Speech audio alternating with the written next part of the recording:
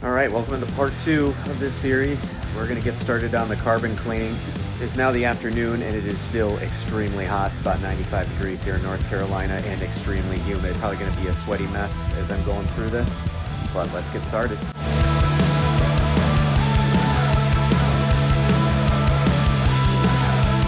We are going to start by cleaning up all the surfaces around the intake ports on the head before we get to the carbon clean.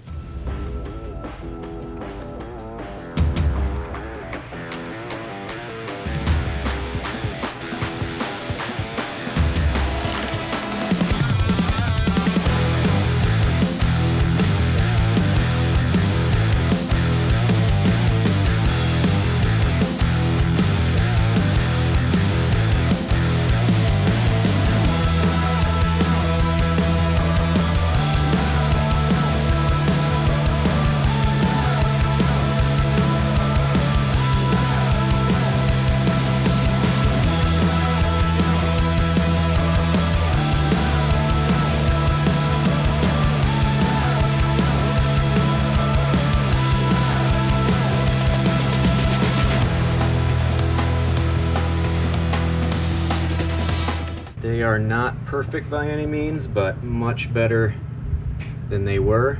And I think we are ready to get started on walnut blasting. We're going to be using the walnut blaster. I'll be using the shop vac as well as my air compressor. I have never used one of these before, so to say I'm a little bit nervous is an understatement. We are going to get some plastic down to protect everything and keep as many of the walnut shells outside of the engine bay. I know it's going to be a mess anyway. I have never done a walnut blasting. I've never used one of these tanks.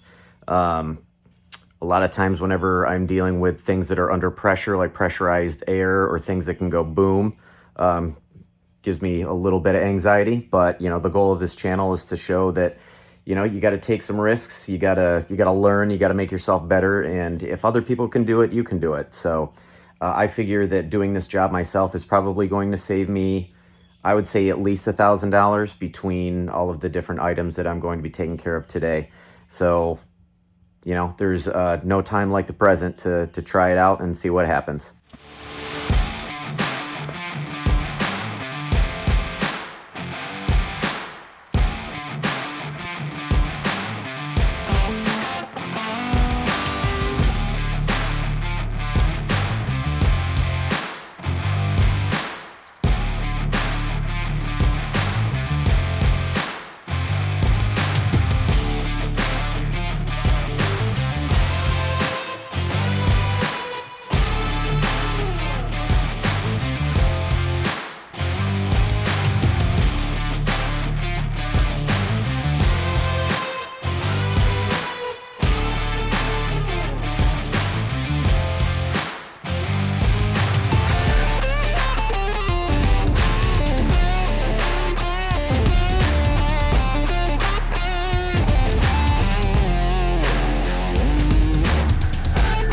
I have all the plastic laid down. Might be a slight bit of overkill, but you know, I would rather be safe than sorry. I don't want to have to spend a bunch of time trying to clean up this engine bay, getting walnut shells out for hours on end. We have everything covered in plastic except for the intake port for cylinder number 1. Not horrible. There's definitely carbon in there, but it is not as bad as cylinder 3. Cylinder 3 definitely has some blow-by in the rings, so that's going to need a little bit more cleaner. It looks a little bit dirtier. The next step is playing with that thing, getting some practice. I'll take that outside, hook the air compressor up to it, get the shop vac hooked up to it.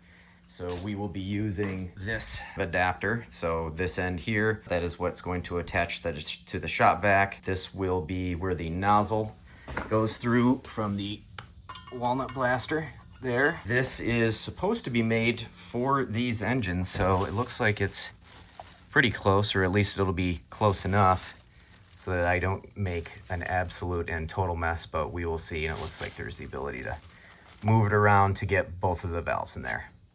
I have the trunk open here because I did disconnect the battery, and there's two reasons for that. One, I did not want to run the risk of having anything energize and kick on the fuel pump while all the fuel lines were disconnected. And then two, the back of the alternator has an exposed nut that is positive lead from the battery. I definitely did not want to run the risk of contacting that nut with anything else that's metal within the engine bay and having a huge spark, possibly burning a hole in the air conditioning line or something like that. So yeah, definitely better safe than sorry, and disconnect the battery.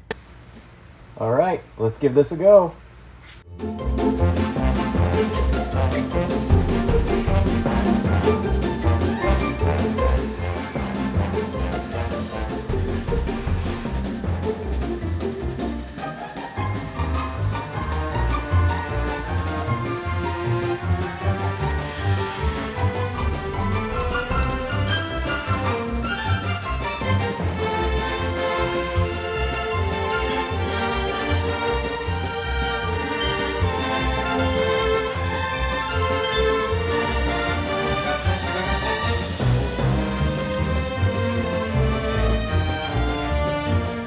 That is after about 30 seconds.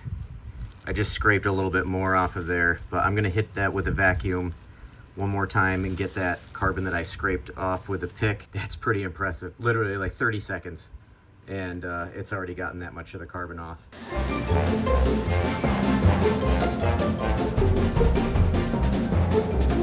Cylinder 1 is done. It is not perfect by any means, but it is good enough, and it is definitely better than what it looked like originally. This is cylinder 2. I already started scraping a little bit of the crud off of the valve stem, but as you can see, that was pretty nasty, and that looks a ton better. Cylinder 2 is done. Once again, not perfect, but much better than it was, and good enough for a 110,000 mile car. It might be kind of hard to tell, but cylinder 3 is done, and this was by far the nastiest and dirtiest. So this is probably the least clean. It is so much better than what it was that we're happy with it. And now we can move on to the last and final. All right, we're moving on to cylinder number 4, and we are gonna try a hack on this that I saw online. We're gonna see how it works.